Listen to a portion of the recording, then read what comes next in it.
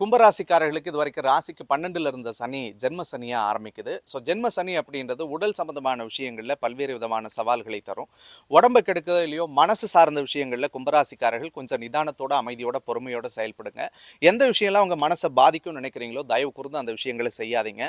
உங்க மனசாட்சிக்கு எது தப்பு அப்படின்னு படுதோ அந்த விஷயங்கள்ல இருந்து நீங்க கொஞ்சம் விலகி இருக்கிறது ரொம்பவே நல்லது.